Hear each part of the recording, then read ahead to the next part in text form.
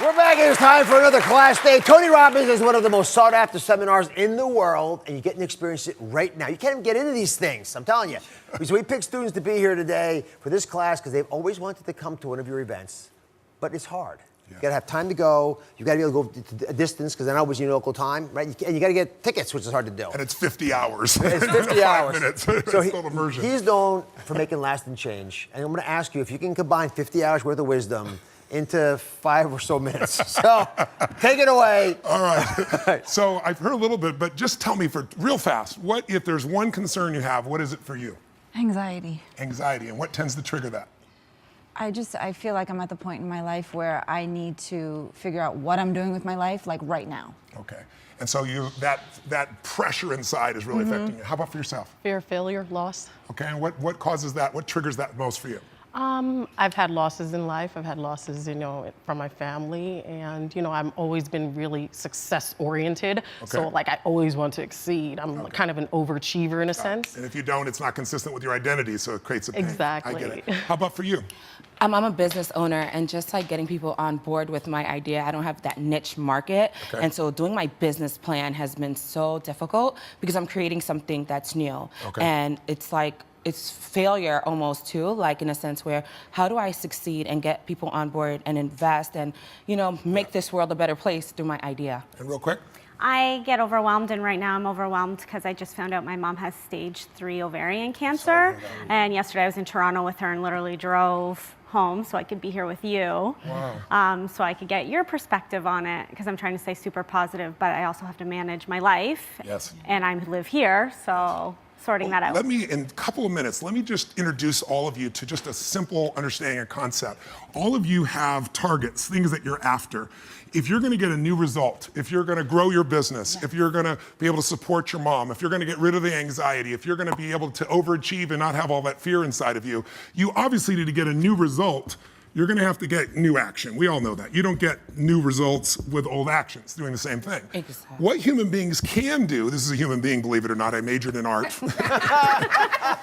What human beings can do is amazing. What they will do is usually disappointing. It's not because we're not capable of it, it's because we don't have new actions because we get in certain emotional states that dominate us, like anxiety, like fear of failure, right? Like the fear of the loss of your mother as an example. So if you're in a state of fear, you're gonna behave very differently and get very different results, that's what that means right there, than if you were in a place of being courageous or bold or warm or connected or playful, any of those.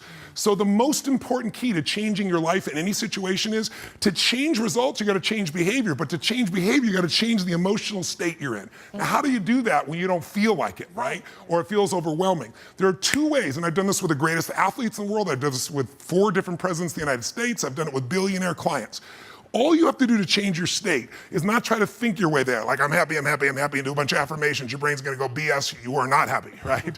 What you need to do is make a radical change in the way you use what we call your physiology. It's a big word, it just means the way you use your physical body. The way I'm speaking right now, because I got 5 minutes also, is sped up just a little bit. But if I said to you, there's a depressed person behind curtain number 1 over there, and I'll donate $100,000 to your best charity, your favorite charity, if you could describe what they're like physically. Tell me what's their posture like if they're depressed. You tell me. Slumped over. Slump. Where's their head? Where's their head? Down. Down. Are they breathing full or shallow? Shallow. And are they talking really fast or more slow? Slow. Loud or quiet? Probably quiet. Now, you're all saying the same thing. How's that possible? Because you've all practiced this crap before, haven't you? No. But here's what you can find. If you take that same person and you change the tempo at which they move, you bring their shoulders back and change their breathing pattern, if they make a faster gesture, if they speak more rapidly, it fires off a different biochemistry in you.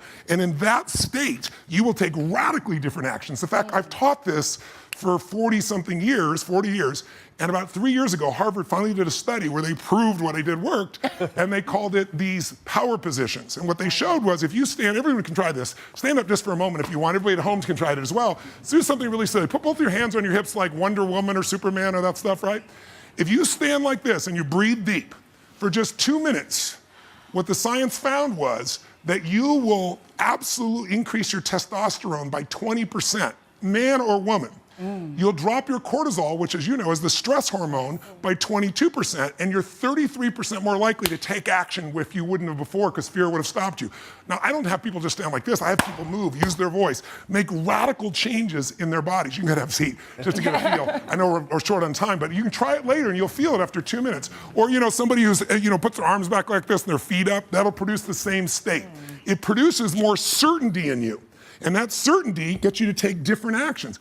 So if you are in a situation, you think of the worst scenario, your mom dying, my business goes under, I never achieve at the level I need to, all the things I have anxiety about, the minute you focus on them, you go into those states of fear, and then you behave fearful, and you get lousy results.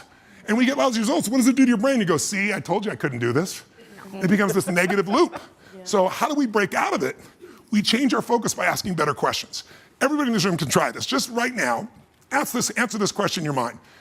What is it in your life that you're proud of?